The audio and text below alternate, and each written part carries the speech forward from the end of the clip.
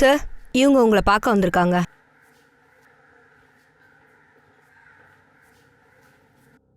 சொல்லுங்க, என்ன விஷயம்? சார் சார் என்ன அவங்க ரேப் பண்ணிட்டாங்க. வாட்?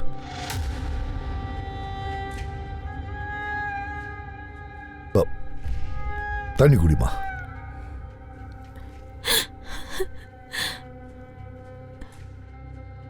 இத பாருமா, நீ கொஞ்சம் ரிலாக்ஸ்டா இரு. என்ன நடந்துச்சுன்னு சொல்லு. சார், அது சுனில் அகர்வால் வீட்டில் நான் வீட்டு வேலை செஞ்சிட்டு இருக்கேன். வழக்கம் போல நான் இன்னைக்கும் வீட்டு வேலை செஞ்சிட்டு இருந்தேன். அப்புறம் திடீர்னு இந்தாம்மா மான்சி, உனக்கு பசிக்கவே இல்லையாம்மா?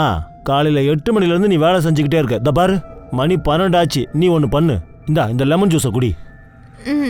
இல்லை சார், இது உங்களுக்காக தான். நீ ஹெல்த்தியாக இருந்தா தானே எங்கள் வீடு பளபளப்பாக இருக்கும். இந்தா குடிமா.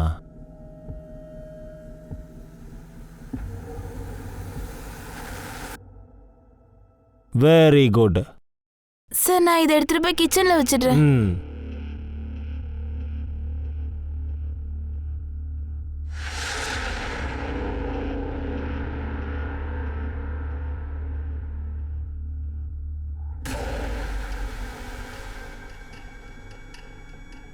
நீங்க உடனே ஸ்டேஷனுக்கு வந்தது நல்லதா போச்சு. இவங்களுக்கு மெடிக்கல் எக்ஸாமினேஷன் முடிச்சிடலாம். ஷமா, இவங்களை ஹாஸ்பிட்டலுக்கு கூட்டிட்டு போய் எல்லா ப்ரொசீஜர்ஸையும் முடிச்சு பாண்டு ஒரு எஃப்ஐஆர் போடுங்க. அப்புறம் அந்த பிளடி சுனில் அகர்வால், அவனை ஸ்டேஷனுக்கு வர சொல்லுங்க.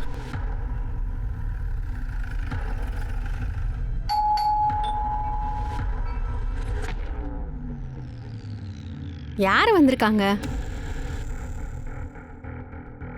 சார், அந்த மான்சி பொய் சொல்றா. நீங்களே யோசிச்சு பாருங்க. நான் என்னோட வேலைக்காரியை ரேப் பண்ணுவேனா என்ன? அதுவும் இந்த வயசுல. Sir, I am 62 years old. எனக்கு அதை சொல்றதுல எந்த வெக்கமும் இல்லை. இப்போ என்னால் அதெல்லாம் பண்ண முடியாது. உங்களுக்கு நம்பிக்கை இல்லைனா இதான் என் ஒய்ஃப்கிட்டே கேட்டு பாருங்க.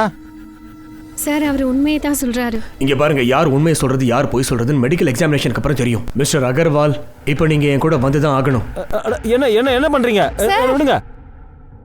மிஸ்டர் சுனில் அகர்வால் அப்புறம் மான்சி, உங்க 2 பேரோட மெடிக்கல் ரிப்போர்ட் என் கண்ணு முன்னாடி இருக்கு. இந்த மெடிக்கல் ரிப்போர்ட்ல தெளிவா எழுதி இருக்கு. அதாவது மான்சி ஏற்கனவே செக்சுவலி ஆக்டிவா இருந்தவ. டாக்டர்ஸ் என்ன எழுதியிருக்காங்கன்னா, மான்சியோட பிரைவேட் பார்ட்ல எந்த விதமான சிமெண்ட் பார்ட்ஸும் கிடைக்கலன்னு. இன்னொரு பக்கம் சுனில் அகர்வாலோட விஷயம் என்னன்னா, இவரோட மெடிக்கல் ரிப்போர்ட்ல டாக்டர்ஸ் என்ன சொல்லியிருக்காங்கன்னா, அவரோட ஆன்ம சக்தியை இழந்துட்டாருன்னு. அதாவது மெடிக்கலி அவரால் யாரையும் ரேப் பண்ண முடியாது. சார், நான் தான் அந்த விஷயத்த முதலே சொன்னேன்ல. இப்போல்லாம் இந்த வேலைக்காரங்களுக்கு இதே வேலையாக போச்சு. பணக்கார குடும்பம்னு தெரிஞ்சிருச்சுன்னா பணத்தை பிடுங்கிறதுக்காக எது வேணாலும் சொல்லுவாங்க சார். இப்படி தான் அதாவது பொய் சொல்லுவாங்க, அப்பாண்டமா பழி போடுவாங்க. என்னங்க சொல்றீங்க நீங்க? என் தங்கச்சி பொய் சொல்றாளா? ஆமா. என் புருஷனால யாரையும் எப்போ ரேப் பண்ண முடியாது. அப்புறம் இவளை அவர் பொண்ணு மாதிரி தான் ட்ரீட் பண்ணுவாரு. இவங்க 2 பேரும் சேர்ந்து பொய் சொல்றாங்க. சார், ஒரு பொண்ணை பொறுத்த வரைக்கும் அவ மானத்துக்கு மேலானது அவளுக்கு எதுவும் இல்ல. இந்த மெடிக்கல் ரிப்போர்ட்ல உன்னை யாருமே ரேப் பண்ணலன்னு ரொம்ப தெளிவா எழுதி இருக்கு. நீ பணம் புடுங்கணுங்கிற எண்ணத்துல உன் முதலாளி சுனில் அகர்வால் மேல கம்ப்ளைண்ட் கொடுத்திருக்க. சார், இது எதுவும் உண்மை இல்ல. சார், இவ பொய் சொல்றா சார். எது உண்மை எது போய் நீ இப்ப தெரிஞ்சிடும். யாதவ், அவரை கூட்டிட்டு வா. Okay sir.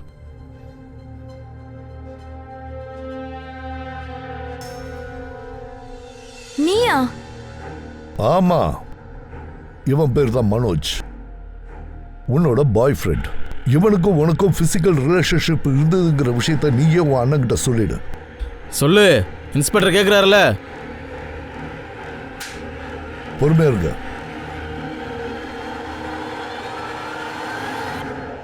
அண்ணா, அது உண்மைதான். நான் மனோஜை காதலிச்சேன். ஆனா இன்னொரு உண்மையும் இருக்கு. என்ன பலாத்காரம் பண்ணிருக்காங்க. ஆனா நீங்களும் போலீஸும் என்ன நம்பல. என்ன ஏன் குற்றவாளின்னு சொல்லிட்டீங்க. இதுக்கு மேல நான் இதுக்கு உயிரோட இருக்கணும். இப்படிக்கு உங்க தங்கச்சி மான்சி.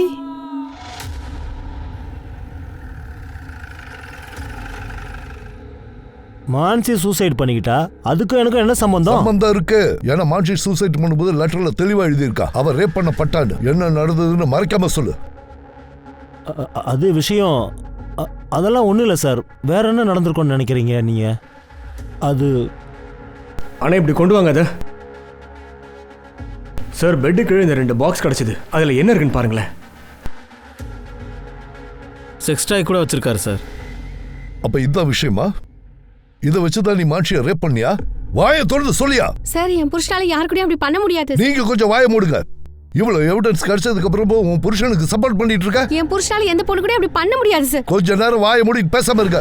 ஆமா, எல்லாமே என்னுடைய இதுதான். நான் தான் குற்றவாளி. மான்சி என்னாலதான் சூசைட் பண்ணிக்கிட்டா. நானும் தற்கொலை பண்ணிக்கிட்டு செத்து போயிடுறேன். இருங்க. வணக்கம் நண்பர்களே, கிரைம் பேட்ரோலோட இந்த எபிசோட்ல நான் உங்களை சந்திக்க வந்திருக்கேன். இது ஒரு வித்தியாசமான எபிசோட், பார்த்து என்ஜாய் பண்ணுங்க. யார் கூட நம்ம பேசி பழகுறோமோ அவங்கள நம்புறது இயல்பான ஒரு விஷயம் தானே.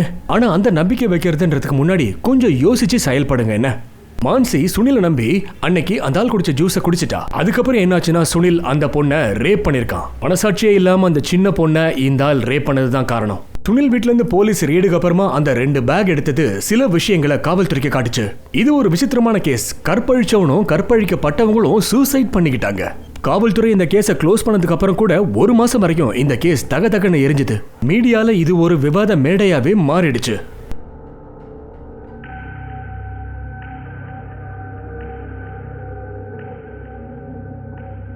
பிருந்தா, பிருந்தா,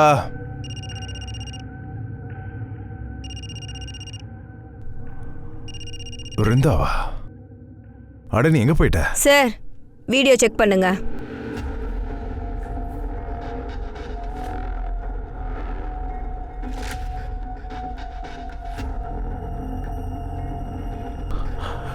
இப்போ நீ எதுக்கு இந்த மாதிரி ஒரு வீடியோ எடுத்த? அது எதுக்கு இப்ப காட்டிக்கிட்டு இருக்க என்கிட்ட? 5 லட்சம் இப்ப தரலன்னு வச்சுக்க, உன் பில்டிங்ல வாட்ச்மேன், தோட்டக்காரன், டோபி ஒவ்வொருத்தருக்கும் இந்த வீடியோவை அனுப்பி வச்சிருவேன். பாத்துக்கோ. அப்படியா? நான் ஏய், உனக்கு 24 மணி நேரம் தான் டைம். வச்சிடுறேன்.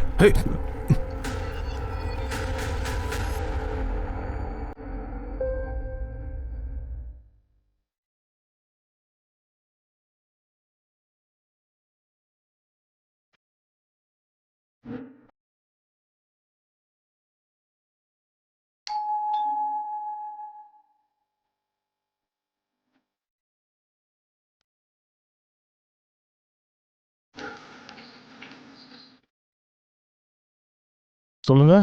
வணக்கம் சார். வணக்கம். நான் கரிஷ்மா. கரிஷ்மானா?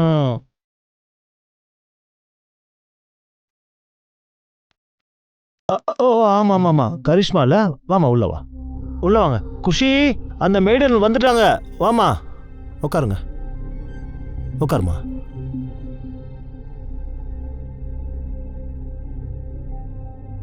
வணக்கம். வணக்கம் வணக்கம், உட்காரு. பாருமா, உனக்கு வேலையை பத்தி நான் போன்லயே சொன்னல. இங்க நாங்க 2 பேர் மட்டும் தான் இருக்கோம். சார், வேலை எப்பல இருந்து ஆரம்பிக்கணும்? எனக்கு என்ன தோணுதுன்னா இன்னைக்கே ஆரம்பிச்சிடுறேன். அது என்னன்னா, நான் இருக்கும்போது எங்க அம்மா வேலை பார்க்கறது எனக்கு பிடிக்கல. அதனாலதான் நான் வந்தேன். அப்புறம் என் தம்பிக்கும் உடம்பு சரியில்லை. அவன் பக்கத்துல யாருமே இல்லைன்னா அவன் டென்ஷன் ஆயிடுவான். என்ன எதுக்கு கேக்குறீங்க? நல்ல பொண்ணாதான் தெரியறா, வச்சுக்கலாம். அப்ப சரிம்மா, நீ இன்னிலிருந்து வேலையை ஆரம்பிச்சிரு. Thank you sir. அடடா, இருமா. என்னம்மா நீ? வாமா, உனக்கு கிச்சனை காட்டுறேன்.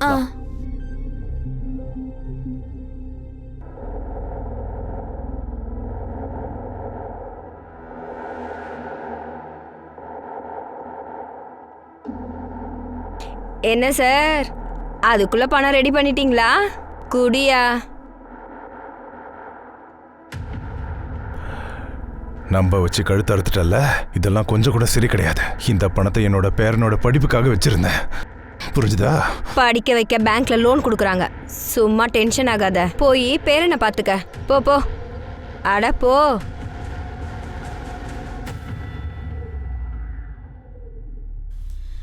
அம்மா, என்னடியாச்சு? அட, என்ன விஷயம்? அம்மா, நான் உங்களுக்காக என்ன வாங்கிட்டு வந்து பாருங்க. என்னது? சமோசாவும் ஜிலேபியும். ஏய், அவ்வளவு பணத்துக்கு என்ன பண்ண? அட, நான் வேலை செஞ்ச இடத்துல தான் கொடுத்தாங்க.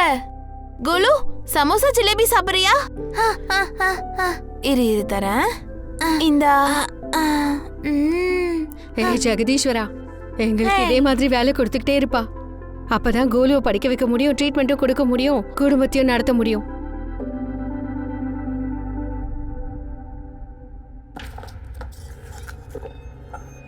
அவ்வளோதானா? என்ன இவ்வளோதான் இருக்கு? மீதி பணம் எங்கடி? அவ்வளவுதான் கிடைச்சது. மாமனே ஏமாத்த பார்க்குறியா? மீதி பணத்தை கொடுறி. அவ்வளவுதான் மாமா கிடைச்சது. ஏய், எனக்கு தெரியும் பணம் எங்க இருக்குன்னு. மரியாதையை கொடுத்துரு. மாமா கொடு, மீதி பணத்தை கொடு. மாமா மாமா இருங்க இருங்க தரேன்.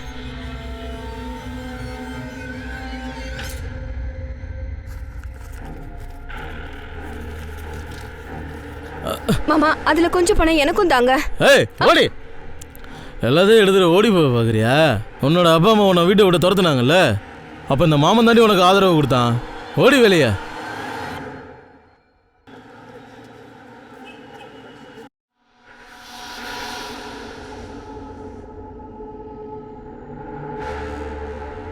ஆமா ஆமா அதோ கிளம்பிட்டேன். வந்துடுறேன் பாய். இங்க பாருங்க, நான் பார்க்க எப்படி இருக்கேன்? ரொம்ப நல்லா இருக்கு, எப்பவும் போலதான். நான் டாலியோட கிட்டி பார்ட்டிக்கு போயிட்டு வரேன். அப்புறம் நான் வரதுக்கு ரொம்ப லேட் ஆகும். பாய் பாய்.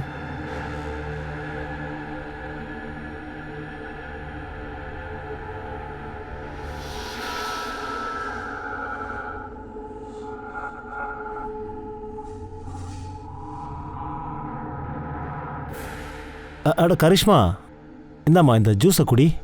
வேண்டாம் சார். எவ்வளோ வேலை செய்கிற நீ, இது குடிச்சா கொஞ்சம் சக்தி கிடைக்குமா? வாங்கிக்கம்மா, குடி.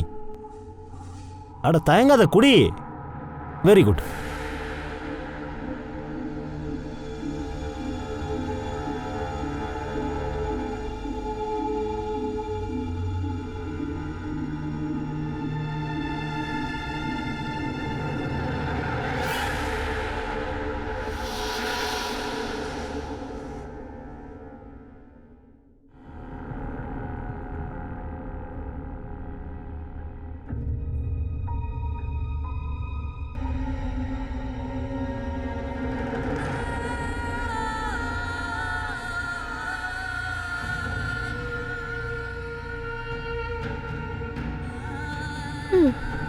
அட நீ வந்துட்டியா?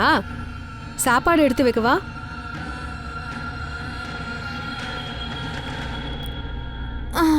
கரிஷ்மா, என்ன ஆச்சுமா? உனக்கு உடம்பு சரியில்லையா என்ன? டீ குடிக்கிறியா? டீ போட்டு எடுத்துட்டு வா. நான் எதுவும் சாப்பிட்ற நிலைமையில இல்ல. நான் இனி எங்க வேலைக்கு போக மாட்டேன். அவங்க உன்னை திட்டாங்களா என்ன? இங்க பாருமா, அவங்க நிறைய பணம் பொருள்லாம் நமக்கு தராங்கல்ல. ஒருவேளை டென்ஷன்ல 4 வாரத்தை பேசிட்டா கூட நீ அதை பெருசா எடுத்துக்காத. இங்க பாரு, நீ இந்த வேலையை விட்டுட்டேன்னா அப்புறம் 3 விஷயம் என்ன ஆகும்? மறுபடியும் இவ்வளோ நல்ல வேலை கிடைக்காதுமா. என் பேச்ச கொஞ்சம் கேளுமா. அவங்க என்னதான் சொன்னாலும் அதை பெருசா எடுத்துக்காத. அப்புறம் பாரு, எல்லாம் சரியாயிடும். இப்ப நீயும் வேலைக்கு போகலன்னா வீட்டு செலவுக்கு என்னமா பண்றது?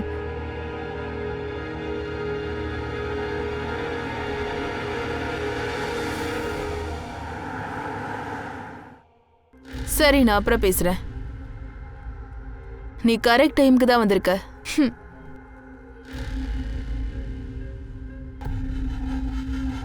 இவன் தான் உன்னோட அடுத்த டார்கெட். கொஞ்ச நாளைக்கு இவனை ஃபாலோ பண்ணு, சரியா? அப்புறம் சான்ஸ் கிடைக்கும் போது கவுத்துரு. வணக்கம், நான் தீரஜ் அரோரா. நீங்க என்ன சாப்பிடுறீங்க? Tea, coffee? இல்ல அதெல்லாம் ஒன்றும் வேண்டாமா. உங்களுக்கு எந்த கஷ்டமும் வேண்டாம். தம்பி உங்க பிள்ளையா? ஆமாங்க. தம்பி இங்க வாமா. வா வா வா, சார் கூப்பிடுறாருல. இந்த தம்பி, இது உனக்காக தான். இந்த போ, வெளியில போய் விளையாடு. அப்புறம் இதையும் வச்சுக்கோங்க, இது உங்களுக்கு தான். சூடா ஜிலேபி இருக்கு, அப்புறம் ஸ்நாக்ஸும் இருக்கு. அப்புறம் இது உங்களுக்காக ஒரு புடவை. எனக்கு புடவை வாங்கிட்டு வந்திருக்கீங்களா? ஆமா, வச்சுக்கோங்க. கரிஷ்மாவை இங்க எங்கேயும் காணுமே. ஆமா, கரிஷ்மா வீட்ல தான் இருக்கா. நான் அவளை வர சொல்றேன். கரிஷ்மா. சொல்லுங்கம்மா. அம்மாடி, சீக்கிரம் வெளியில வா. பாரு, உன் சார் வந்திருக்காரு. எப்படி இருக்க கரிஷ்மா? என்னம்மா நீ வேலைக்கே வர மாட்டேங்கிற? சார், அவளுக்கு கொஞ்சம் உடம்பு சரியில்லாம போச்சு. நாளையில இருந்து கண்டிப்பா வந்துருவா. சரி, பரவாயில்ல. கரிஷ்மாக்கு என் சார்பா ஒரு நல்ல ஆஃபர் கொடுக்கலான்னு இருக்கேன். அது என்னன்னா, அவள் ரொம்ப நல்லா வேலை செய்கிறா. அதனால தான் நான் என்ன நினச்சேன்னா, இவளை துபாயில் இருக்கிற என் மருமக வீட்டுக்கு அனுப்பலாம்னு இருக்கேன். துபாயா? கொஞ்சம் பொறுமையாக யோசிங்க. இங்கே கிடைக்கிற 20 ரூபாய் அங்கே கிடைக்கிற 1 ரூபாய்க்கு சமம். அதாவது இவளுடைய சம்பளம் 20 மடங்கு அதிகமாகிடும். அப்புறம் 3 மாதத்துக்கு ஒரு தடவை அவளை நான் உங்ககிட்ட அனுப்பி வச்சுறேன். உங்களையும் உங்கள் பிள்ளையும் பார்த்துக்கிறதுக்கு தான் நாங்கள் இங்கே இருக்கோம்ல. நீங்களே சொல்லுங்கள் என்ன பண்ணலாம். இந்தாங்க இதை வச்சுக்கோங்க, இதை அட்வான்ஸாக வச்சுக்கோங்க. சார் நீங்க எங்களுக்கு கடவுள் மாதிரி. அதெல்லாம் ஒன்றும் இல்லைம்மா. கரிஷ்மா, அதிர்ஷ்டம் நம்மள தேடி வந்திருக்கு. எவ்வளோ நல்லவரோட வேலை செய்ய வாய்ப்பு கிடைச்சிருக்கு.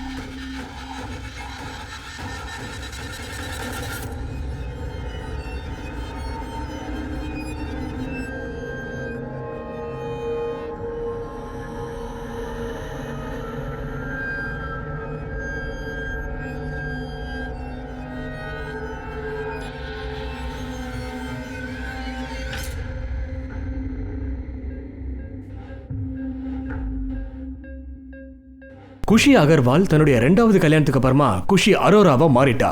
ஆனா இந்த புருஷனும் ஒரு ராட்சசன் தான்.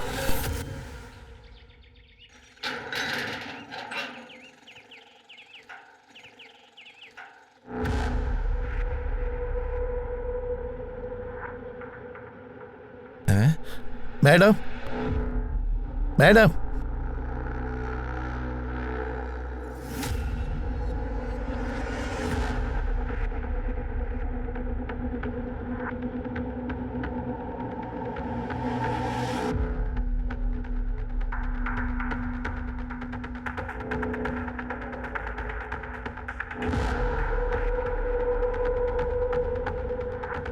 வாங்க செக் பண்ணுங்க, தரவை செக் பண்ணுங்க. சார் இங்க பாருங்க, இந்த இடத்துல ரொம்ப ஸ்வெல்லிங் இருக்கு.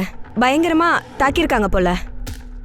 ஒருவேளை இன்டர்னல் இன்ஜுரினால மரணம் ஏற்பட்டுக்கலாம்ல, வேற எங்கேயாவது அடிபட்டு பாருங்க. டெரஸ் அப்புறம் பில்டிங்கோட சரௌண்டிங் ஃபுல்லா செக் பண்ணுங்க. ஏதாவது எவிடன்ஸ் கிடைக்குதான்னு பாருங்க. இங்கே தான் மர்டர் பண்ணிருக்கானா கண்டிப்பா அந்த வெப்பன்ஸை எங்கேயாவது தான் போட்டிருக்கு. சரி சார்.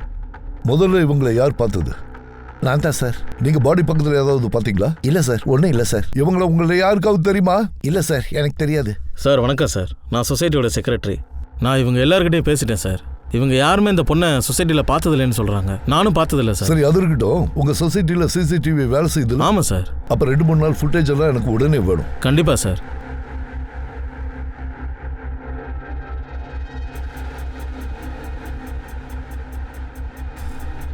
சார் இங்க பாருங்க சார், அவ கால்ல இருந்து இந்த முடி கிடைச்சிருக்கு. இந்த ஏர் கலர் விக்டிமோட ஏர் கலரோட மேட்ச் ஆகல சார். நான் பாடி ஃபுல்லா செக் பண்ணிட்டேன். வேற எங்கேயும் எந்த அடையாளமும் இல்ல. பாடிக்கு பக்கத்துல ரத்த கரையும் இல்ல. இந்த முடியையும் விக்டிமோட முடியும் மேட்ச் பண்ணி பாருங்க. உடனே டிஎன்ஏக்கு அனுப்பி வைங்க. பாடியை இன்னொரு தடவை செக் பண்ணி பாருங்க. சார். சந்தேஷ் சார், நீங்க இமீடியட்டா பாடியை போஸ்ட்மார்ட்டத்துக்கு அனுப்பி வைங்க. அதுக்கு முன்னாடி இந்த பொண்ணோட போட்டோ எடுத்து சொசைட்டியில் காட்டுங்க. யாருக்காவது அடையாளம் தெரியுதான்னு பாருங்க. இங்க யாருக்கும் தெரியலன்னா பக்கத்துல கேட்டு பாருங்க. அங்கே யாருக்கும் தெரியாதுன்னா சோஷியல் மீடியாவில் போடுங்க. இந்த ஏரியாவில் இருக்கிற எல்லாருக்கிட்டையும் இந்த விக்டிமோட ஃபோட்டோவை சர்க்குலேட் பண்ணுங்க. இமீடியட்டாக டீட்டெயில்ஸ் நமக்கு தெரிஞ்சாகணும். அப்போ தான் கொலைகாரனை கண்டுபிடிக்க முடியும்.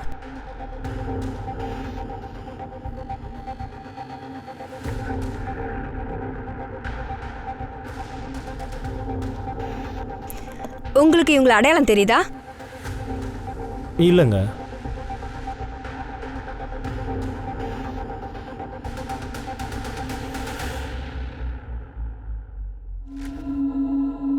கரிஷ்மா, கதவு தோற.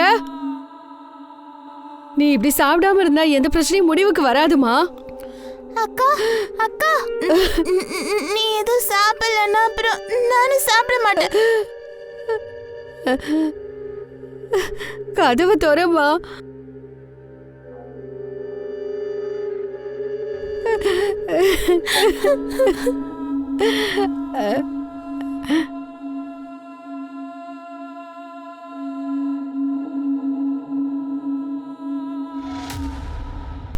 சார் இந்த அன்ஐடென்டிஃபை பாடியோட போஸ்ட்மார்ட்டம் ரிப்போர்ட் சார். விக்டிமோட மரணம் 13ஆம் தேதி 2:30 4க்குள்ள நடந்திருக்கு. ஆனா நமக்கு இன்ஃபர்மேஷன் அடுத்த நாள் காலையில் 8 மணிக்கு தான் கிடைச்சது. ஒண்ணுமே புரியல சார். பட்ட பகல்ல டெரஸ்ல வச்சு அந்த பொண்ணை கொன்னுருக்கான். இது தற்செயலா நடந்த விஷயமாவே தெரியல. சிசிடிவி ஃபுட்டேஜ்லாம் பார்த்துட்டேன் சார். ஆனா சஸ்பிஷியஸா எதுவுமே தெரியல. அப்புறம் மரணம் தலையில ஏதோ பலமான பொருளால அடிச்சதுனால ஏற்பட்டிருக்கு. ஸோ சந்தீப், ஒரு விஷயம் confirm, this is not an accident. Sir நான் டெரஸ், கேம்பஸ், அக்கம் பக்கத்து பில்டிங்லையும் பார்த்துட்டேன் சார். எவிடன்ஸ் எதுவுமே கிடைக்கல. முக்கியமா வெப்பன் எதுவுமே கிடைக்கலையே சார். விக்டிம் பிரெக்னெண்டா இருந்தாங்களா? அதுவும் ஏறக்குறைய 5 மாசம். சார் பாடியை பார்த்தா அப்படி தெரியவே இல்லையே. சார், விக்டிமோட பாடியில இருந்து ஒரு ஏர் கிடைச்சதில்ல, அதோட டிஎன்ஏ விக்டிம் கூட மேட்ச் ஆகல சார். பாருங்க. யாதவ், நீ ஒரு வேலை பண்ணு. சொசைட்டியில் அன்னைக்கு 2 மணிலேருந்து 5 மணி வரைக்கும் யாரெல்லாம் வந்துட்டு போனாங்களோ அவங்கள எல்லாரையும் ஐடென்டிஃபை பண்ணு. அவங்கள யாருக்காவது விக்டிமோட சம்பந்தம் இருக்கான்னு ஒருத்தர் விடாம எல்லாரையும் கேளு. Okay sir. சார் எத்தனை பேர் இருந்தாங்களோ அது அன்னைக்கு உள்ள வரலாமா? ப்ளீஸ் வாங்க. சார், என்னோட பேரு ஆலோக். நான் ஒரு முக்கியமான விஷயத்தை ஷேர் பண்றதுக்காக தான் வந்திருக்கேன். ப்ளீஸ் முதல்ல உட்காருங்க. Thank you sir. நீங்க ஷேர் பண்ண நினைச்ச விஷயம் என்னன்னு சொல்லுங்க. சார், இந்த பொண்ணு இருக்கால, இந்த பொண்ணு எனக்கு நல்லாவே தெரியும் சார். சார், இந்த பொண்ணோட பேரு விருந்தா சௌகான். அப்புறம் இவ எங்க வீட்டில் ஒரு மேடா இருந்தா சார். அது இவ என்ன அவளோட வலையில விழ வச்சுட்டு என்கிட்ட இருந்து 5 லட்சம் ரூபாய் பணத்தை பேக்மெயில் பண்ணி வாங்கிட்டு போயிட்டா சார். அலோக் சார், அப்ப விக்டிமோட வயித்துல இருந்தது உங்க குழந்தையா என்ன? சார், அந்த பொண்ணை நான் 1 மாசத்துக்கு முன்னாடி தான் சந்திச்சேன். அப்புறம் எப்படி நீங்க பிருந்தாவோட கான்டாக்ட்ல வந்தீங்க? என் வீட்டுக்காக ஒரு மெய்டை தேடிக்கிட்டு இருந்தேன். அதனால மெய்ட் ஏஜென்சிக்கு நான் ஃபோன் பண்ணி கேட்டேன் சார். சஹிலின்னு ஒரு மெய்ட் ஏஜென்சி இருக்கு. அவங்க தான் என்னோட நம்பரை இந்த விருந்தா சௌகானுக்கு கொடுத்துருக்காங்க. நீங்க உங்க கான்டாக்ட் நம்பர், அப்புறம் பிருந்தா அவங்களோட கான்டாக்ட் நம்பர், அப்புறம் ஏதோ ஒரு கம்பெனி சொன்னீங்கல்ல, அதோட ஃபோன் நம்பரையும் எங்களுக்கு எழுதி கொடுத்துருங்க. Yes, sir. போய் நம்பர் எழுதி Okay, sir. வாங்கிக்கோங்க. வாங்க. Thank you sir. இந்த ஆள் தானாவே நம்மளை தேடி வந்திருக்கான்னு நினைக்கிறேன். ஆனா இவன் சொல்றதையும் அப்படி நம்பிட முடியாது சார். ஒரு விதத்துல நீ சொல்றதும் சரிதான். அந்த பிருந்தாவோட கால் ரெக்கார்ட்ஸ் அப்புறம் லொகேஷனை செக் பண்ணுங்க. ஓகே. அப்புறம் எந்த ஏஜென்சியை பத்தி ஆளுக்கு இப்ப சொன்னாரோ அங்க போய் அந்த பிருந்தாவை பத்தி அங்க விசாரிச்சுப்பாரு.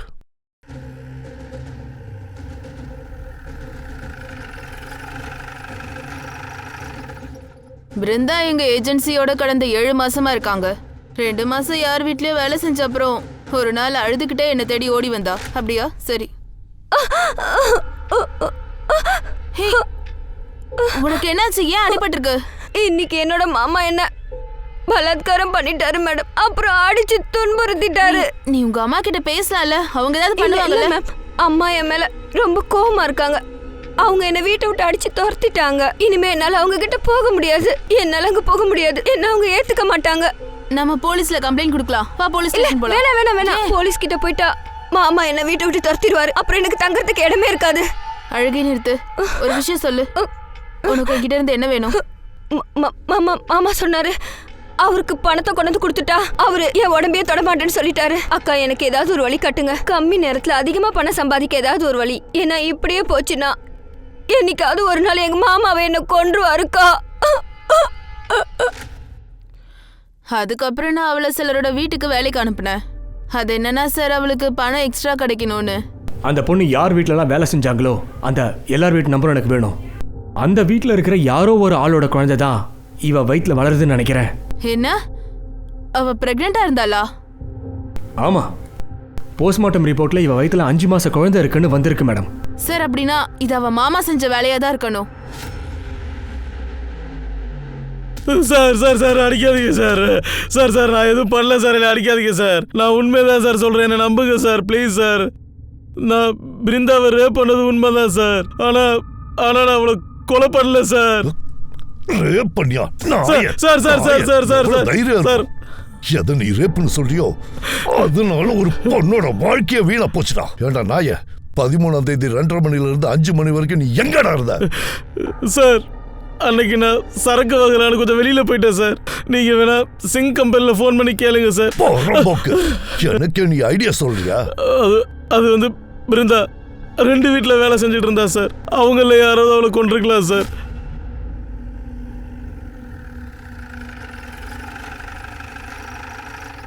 சார், எந்தெந்த சீனியர் சிட்டிசன் வீட்டில் இந்த பொண்ணு வேலை பண்ணிருக்காளோ அவங்கெல்லாம் ஸ்டேட்மெண்ட் கொடுக்க மாட்டேன்னு சொல்லிட்டாங்க சார். ஆனா சந்தீப் பிருந்தா பிரெக்னண்டா இருந்திருக்காங்க. அதுல சந்தேகமே இல்ல. இவங்கள யாராவது ஒருத்தங்க தான் அப்பாவா. அது விஷயமும் கேட்டேன் சார்.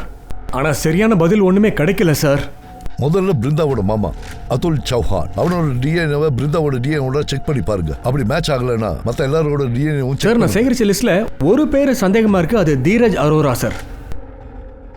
இந்த ஆளோட வீட்டில் அந்த பொண்ணு வேலை செய்யல, ஆனா அடுத்து அந்த வீட்டுக்கு போறதா இருந்தாலும் சார். இந்த பொண்ணோட பாடி கூட இந்த ஆள் காம்பவுண்ட்ல தான் சார் சார் கிடைச்சது. நான் மறுபடியும் அவங்க 2 பேரையும் விசாரிச்சேன். ஆனா அவங்க 2 பேரும் எனக்கு தெரியாதுன்னு சொல்லிட்டாங்க. எனக்கு அந்த 13ஆம் தேதி ஃபுட்டேஜ் எல்லாம் மறுபடியும் செக் பண்ணு. சார் இங்க பாருங்க, மதியம் 3 மணிக்கு அந்த லேடி அந்த பில்டிங்குள்ள போறாங்க. மதியம் 3 மணிக்கு அந்த லேடி அந்த பில்டிங்குள்ள போறாங்க. அப்படி கொஞ்சம் ஜூம் பண்ணுங்க. குஷி அகர்வால். சார் உங்களுக்கு இவங்களை தெரியுமா? நீ இவங்களை விசாரிச்சு பாத்தியா? ஆமா சார், அவங்க ஹஸ்பண்ட் கிட்ட கூட விசாரிச்சேன். ஆனா 2 பேருமே அவங்கள அடையாளம் தெரியலன்னு சொல்லிட்டாங்க. ஹஸ்பண்டா? ஆமா சார். தீராஜ் அரோரா, இவன் தான் தீராஜ் அரோரா. பட் சார் குஷியை உங்களுக்கு எப்படி சார் தெரியும்? சந்தீப், அது கிட்டத்தட்ட 1 வருஷத்துக்கு முன்னாடி நடந்த சம்பவம். குஷியோட முதல் புருஷன், அப்புறம் குஷி இருக்கால, அவளோட பேர் குஷி அகர்வால். முதல் புருஷனோட பேரு சுனில் அகர்வால். சுனில் அகர்வால் மேல அவங்க வீட்டு வேலைக்காரி ரேப் பண்ணதா கம்ப்ளைண்ட் பண்ணா. நாங்க அவங்க வீட்டுல விசாரணைக்காக போனப்போ சுனில் அகர்வால் என்ன சொன்னானா, எனக்கு அதை சொல்றதுல எந்த வெக்கமும் இல்ல.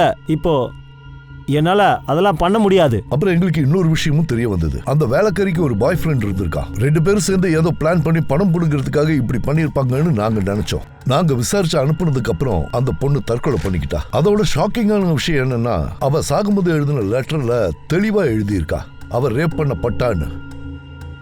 ரேப் பண்ணது வேற யாரும் இல்ல, அந்த குஷி அகர்வாலோட முதல் புருஷன் சுனில் அகர்வால். நாங்க விசாரிக்கிறதுக்காக மறுபடியும் அவங்க வீட்டுக்கு போனோம். சர்ச்சிங் எல்லாம் பண்ணி முடிச்சதுல அவங்க வீட்டுல இருந்து செக்ஸ் டாய்ஸ் கிடைச்சது. 2 பேரும் ஸ்டேஷனுக்கு கூட்டிட்டு வாங்க.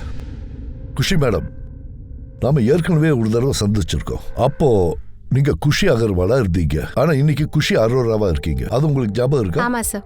நீங்க செகண்ட் மேரேஜ் பண்ணிட்டு மூவ் ஆன் பண்ணீங்க. அது நல்ல விஷயம் தான். Thank you sir. மிஸ்டர் தீரஜ், உங்களுக்கு பிருந்தா சௌஹான் யாரையுமே தெரியாதா? இல்ல, தெரியாது.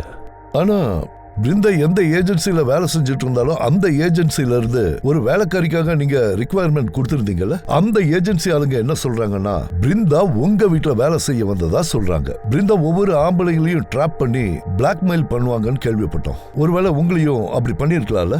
இல்ல உங்களுக்கு ஏற்கனவே தெரிஞ்சு போய் நீங்க பிருந்தாவை மர்டர் பண்ணிட்டீங்களா என்ன? என்ன சார் சொல்றீங்க? எனக்கு பிருந்தா யாருன்னே தெரியாது. இன்ஃபேக்ட் நான் இது வரைக்கும் அவள் பேரையே கேட்டதில்லை. ஆமாம், நாங்கள் அந்த ஏஜென்சியை காண்டாக்ட் பண்ணது உண்மைதான். எங்ககிட்ட ஒரு ரெக்குயர்மெண்ட் இருக்குன்னு சொன்னோம், டீட்டெயில்ஸையும் அனுப்பி வச்சுருந்தோம். ஆனால் இப்போல்லாம் எங்களுக்கு எந்த மேலுடைய ரெக்குயர்மெண்ட்டும் இல்லை. நமிதா, அதை கொஞ்சம் சார் காட்டு.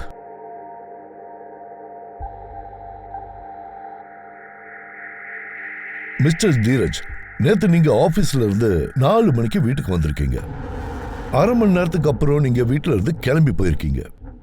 நாங்க விசாரிச்சோம், நீங்க தினமும் ஆபீஸ்ல இருந்து 7 மணிக்கு மேல தான் கிளம்புவீங்கன்னு சொன்னாங்க. சார், அது நான் சில ஃபைல்ஸ் எடுக்க மறந்துட்டேன். அதான் பர்சனலி நான் எடுக்கிறதுக்காக வந்தேன். அப்புறம் குஷி மேம், நீங்க வீட்டில இருந்து 3:45க்கு கிளம்பி இருக்கீங்க. ஆனா கரெக்டா 10 நிமிஷத்துக்கு அப்புறம் 3:55க்கெல்லாம் திரும்ப வீட்டுக்கு வந்திருக்கீங்க. சார், அப்படிலாம் ஒன்றும் இல்லை. நான் ஜஸ்ட் பணம் வித்ட்ரா பண்ண போனேன், அவ்வளோதான். அப்புறம் நீங்கள் வேணா பேங்க் ஸ்டேட்மெண்ட் செக் பண்ணி பாருங்களேன். சிசிடிவி ஃபுட்டேஜும் இருக்கும், நீங்கள் அதையும் செக் பண்ணி பாருங்க. குஷி மேம், இது தற்செயலாக நடந்த விஷயம் இல்லை.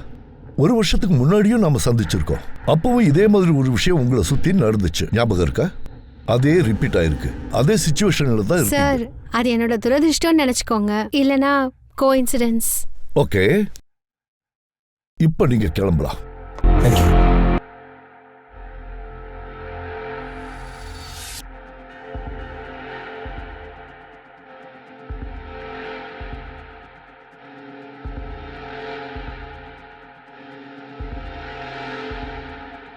சந்தீப், இதை வச்சு பார்க்கும்போது குஷி மேடுக்கு இப்பெல்லாம் ஹேர் ஃபால் ரொம்ப அதிகமாகிட்டு இருக்குன்னு நினைக்கிறேன்.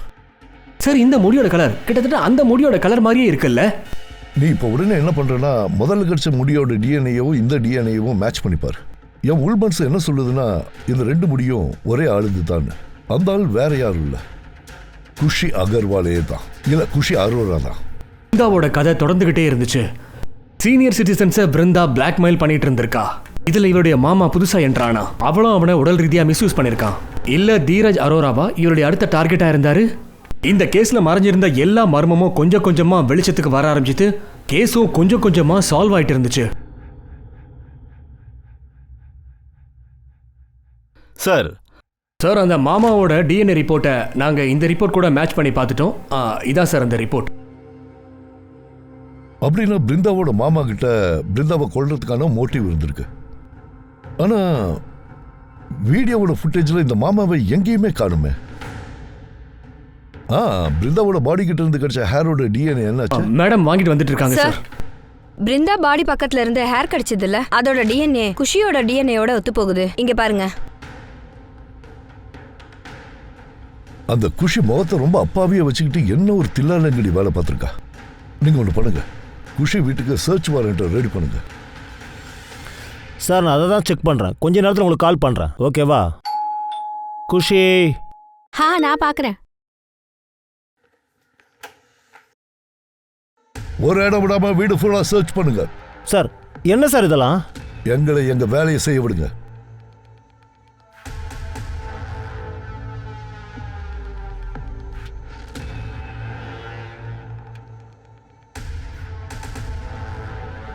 சார் இத கொஞ்சம் பாருங்க.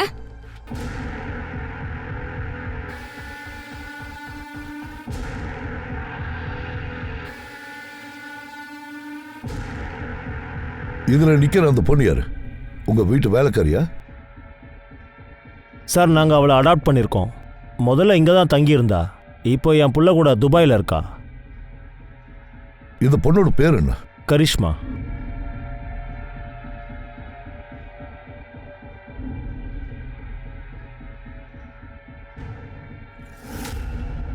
சார் கொஞ்சம் வாங்கல, என்ன கிடைச்சிருக்குன்னு பாருங்க. சார் மர்டர் வெப்பன்லாம் ஒன்றும் இல்லை, ஆனால் இதெல்லாம் கிடைச்சிருக்கு. அண்ட் சார் இதை பாருங்களேன், குஷியோட இன்னொரு வீட்டில் கிடைச்சுன்னு சொன்னீங்களே, அதே மாதிரி இருக்கு பாருங்க இந்த திங்ஸ் எல்லாமே. ஆனா இந்த திங்ஸ் எல்லாம் தான் போலீஸ் ஜப்தி பண்ணிட்டாங்க. இந்த பொருள் நீங்க மறுபடியும் புதுசா வாங்குனீங்களா? எனக்கு ஒண்ணுமே புரியல. மிஸ்டர் தீரஜ், நீங்களும் செக்ஸ் பவரை இழந்துட்டீங்களா என்ன? இல்லை. ஏன் இல்ல, ஒரு வருஷத்துக்கு முன்னாடி நாங்க ரொம்ப பெரிய தப்பு பண்ணிட்டோம். மான்ஷின்னு ஒரு பொண்ணு இந்த அம்மாவோட முதல் புருஷன் மேல ஒரு கம்ப்ளைண்ட் கொடுத்திருந்தாங்க. அவரு ரேப் பண்ணிட்டாருன்னு. அந்த கில்ட்ல இவங்க புருஷன் தற்கொலை பண்ணிக்கிறாங்க. கேஸ் க்ளோஸ் ஆயிடுச்சு.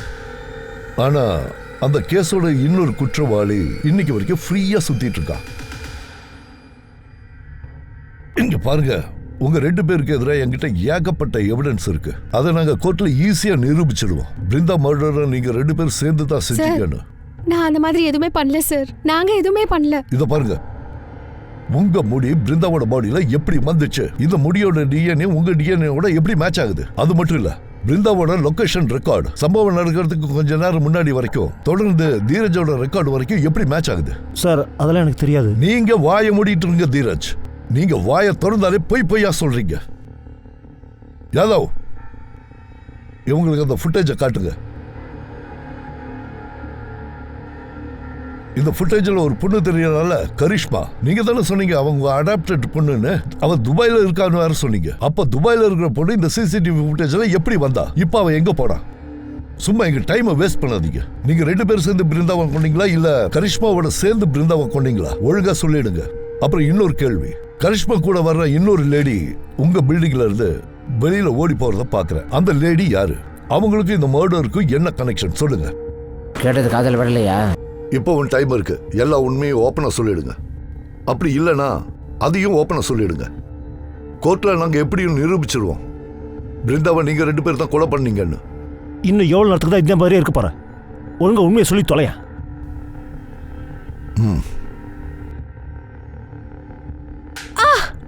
உனக்கு வேணா வேஸ்ட் பண்ண டைம் இருக்கும், ஆனா எங்க கிட்ட அப்படி இல்ல. சொல்லு. சார் நாங்க பிருந்தாவை கொல்லவே இல்ல சார். அப்புறம் அவ தான் எங்களை ஃபாலோ பண்ணிட்டு இருந்தா. அவ தான் எங்களை பிளாக்மெயில் பண்ணிட்டு இருந்தா. அவ தீரஜை ஃபாலோ பண்ணிட்டு வந்து என்கிட்டயே வந்துட்டா. அவ எங்க 2 பேரையும் ஒன்னா பாத்துட்டா. அப்புறம் அவளுக்கு தெரிஞ்சு போச்சு நாங்க 2 பேரும் புருஷன் பொண்டாட்டின்னு. ஓகே சார், தீரஜ் வீட்ல இல்லாத நேரத்துல அவ எங்க வீட்டுக்கு வந்திருந்தா. நீயா உன்னோட சின்ன வயசு காதலிய உள்ள வர சொல்ல மாட்டியா? நீ இங்க என்னடி பண்ற?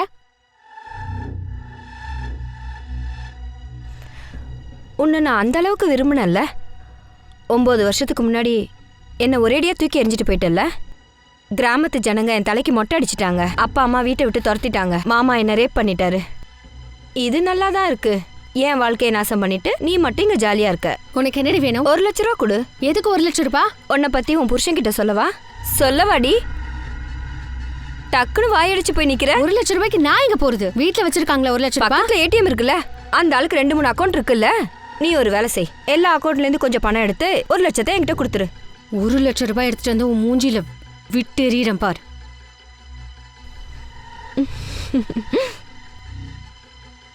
நான் திரும்ப வந்து பார்க்கும்போது அவ செத்து கிடந்தா. விருந்தா விருந்தா.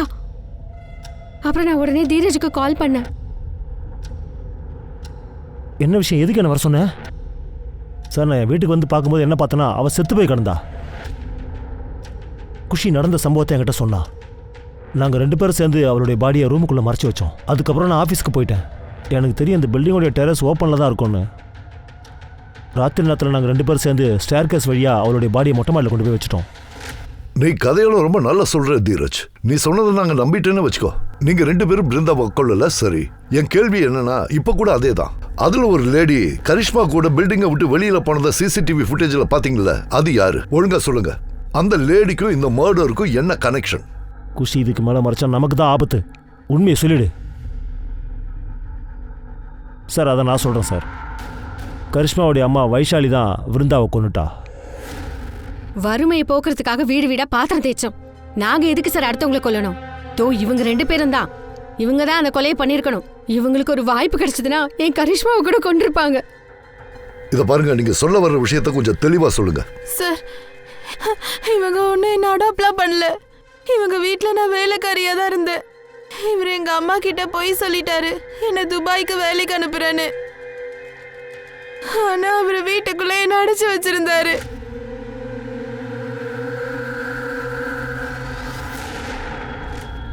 அதான் விஷயம்னா உடனே எங்களை தேடி நீ ஏன் வரல? அடுத்த செகண்ட் இவங்க 2 பேரும் ஜெயில தூக்கி போட்டிருப்பல்ல.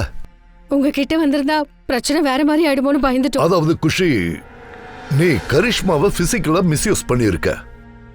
அதே மாதிரி மான்ஷியும் பிசிக்கலி அபியூஸ் பண்ணியிருக்க.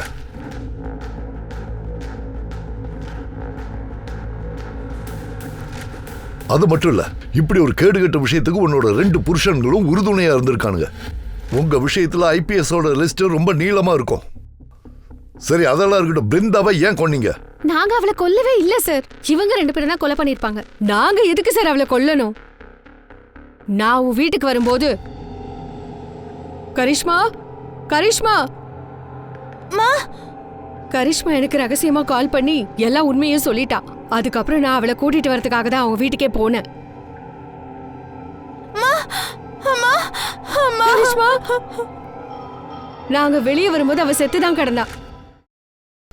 சந்தேப், கண்டிப்பா அந்த கொலையை இந்த 4 பேர்ல யாரோ தான் பண்ணியிருக்காங்க. ஒருவேளை குஷியா கூட அதை பண்ணியிருக்கலாம். அதுக்கப்புறம் பாடியை டிஸ்போஸ் பண்றதுக்காக தீரஜ ஃபோன் பண்ணி கூப்பிட்டுருப்பா. இல்ல இப்படி கூட நடந்திருக்கலாம். பிருந்தாவுக்கு பயந்து குஷி தீரஜுக்கு ஃபோன் பண்ணி வர சொல்லியிருக்கலாம்.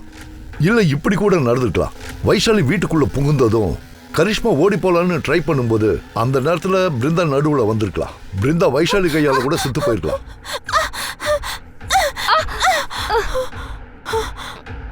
எனக்கு ஒண்ணுமே புரியல சந்தீப். சார், விருந்தா மர்டர் கேஸ்ல ஒரு இன்ட்ரெஸ்டிங்கான விஷயம் கிடைச்சிருக்கு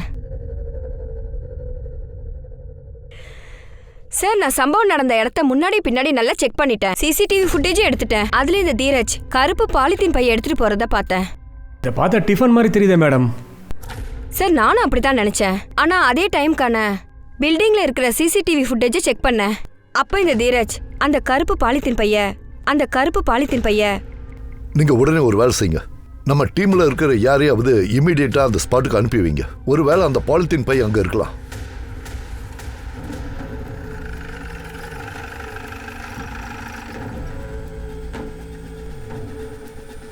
மயேக்,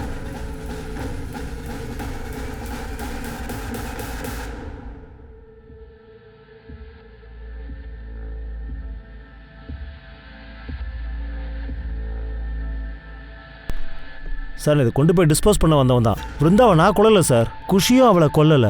உங்க 4 பேர்ல யாரோ ஒருத்தங்க தான் பிருந்தாவை கொண்டு இருக்கீங்கன்னு எனக்கு தெரியும். அதையும் சீக்கிரம் கண்டுபிடிச்சிருவோம். எங்க ஃபிங்கர் பிரிண்ட் எக்ஸ்பர்ட்ஸ் அந்த ஃப்ளவர் வாஷ்ல இருக்கிற கைரேகையை செக் பண்ணிட்டு இருக்காரு. இப்ப கூட டைம் இருக்கு. உங்களை யாரு பிருந்தாவை கொன்னீங்கிற உண்மையை ஒழுங்கு மரியாதையா சொல்லிடுங்க.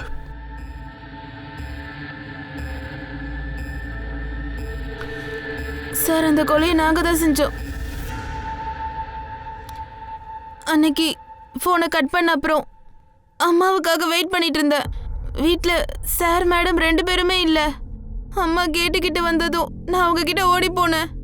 அப்ப அந்த மேடம் எங்க 2 பேருக்கும் நடுவுல வந்துட்டாங்க. அப்ப நான் தான் பக்கத்துல இருந்த பொருளை எடுத்து அவ தலையில அடிச்சேன். எப்படி அடிச்ச? எங்க செஞ்சு காட்டு பார்க்கலாம்.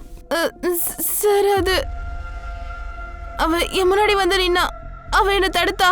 அப்பதான் நான் அந்த ஃப்ளவர் வாஷ அவ தலையில எடுத்து அடிச்சேன். அவ அவ அங்கேயே மயங்கி விழுந்துட்டா. நாங்க அங்க இருந்து போயிட்டோம். ஆனா அடிபட்டிருக்கிறது பிருந்தாவோட தலைக்கு பின்னாடி தான். என்ன வைஷாலி, இப்போவாவது ஒத்துக்க, இல்ல உன் பொண்ணை ஜெயிலுக்கு அனுப்பிதான் அடங்குவியா? சார் நான் தெரியாம பெரிய தப்பு பண்ணிட்டேன் சார். நான் அங்க டோரோட பெல்ல பிரஸ் பண்ணதுமே டோர் திறந்துதான் இருந்தது. ஹாலில் ஒரு பொண்ணு உட்கார்ந்துருந்தா. நான் நினைச்சேன் அது குஷி மேடம் தான்.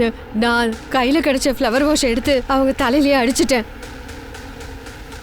அதுக்கப்புறமா கரிஷ்மாவை கூட்டிட்டு அங்கேருந்து ஓடிட்டேன். அதனால தான் கரிஷ்மாவோட ரேப் கேஸ் கம்ப்ளைண்ட் பண்றதுக்காக நான் இங்க வரல. நீ ரொம்ப அவசரப்பட்டு கொஞ்சம் கூட யோசிக்காம செஞ்சுட்ட. இப்படி எடுத்த கௌத்தம் செஞ்சா வாழ்க்கையே நரகமாயிடும். நீ கொஞ்சம் நிதானமா யோசிச்சிருந்தா கூட இப்படி குற்றவாளி ஆயிருக்க வேண்டாம். இன்றைய பொழுதுல நம்ம நாட்டில் சேம் செக்ஸ் உறவு வச்சுக்கிறது தப்பு இல்லைன்னு கோர்ட்டே சொல்லிடுச்சு. இதுக்கான ஆர்டரும் பாஸ் ஆயிருக்கு. கம்யூனிட்டியை இதை ஏத்துக்க ஆரம்பிச்சுட்டாங்க. எந்த உறவா இருந்தாலும் சரி, அதை கட்டாயப்படுத்தி பண்ணா அதுவே ஒரு பெரிய குற்றமாயிடும். என்ன சரிதானே? குஷியோட வெறித்தனமான இச்சைக்கு இரையானது மான்சி, விருந்தா அப்புறம் கரிஷ்மா மட்டும் இல்ல. இந்த விஷயம் வெளியில் வந்ததுக்கு அப்புறமா இதை பத்தி பேச நிறைய பெண்கள் முன் வந்தாங்க. இந்த சீரியல் ரேப் அப்புறம் குற்றங்களுக்காக குஷி கூட சேர்ந்த நிறைய பேருக்கு பனிஷ்மெண்ட் கிடைச்சது. சமுதாயத்துல இருக்கிற இந்த மாதிரி ராட்சசர்களை அரசாங்கம் விட்டு வைக்கிறதே இல்ல. இதுல ஜெண்டர் வித்தியாசமும் பார்க்கறது இல்ல. இந்த கேஸை காவல்துறை எப்பவோ சுலபமா சால்வ் பண்ணிருக்கலாம். போலீஸுக்கு தாமதமா கிடைச்ச க்ளூஸ் முன்னாடியே கிடைச்சிருந்தா. சோ நாம அலர்ட்டா இருக்கணும், ரொம்பவே விழிப்புணர்வோடவும் இருக்கணும். நான் அனுப் சோனி உங்ககிட்ட இருந்து விடை பெற்றுக் கொள்கிறேன். கிரைம் பேட்ரோலோட இன்னொரு எபிசோட்ல மறுபடியும் நாம சந்திப்போம்.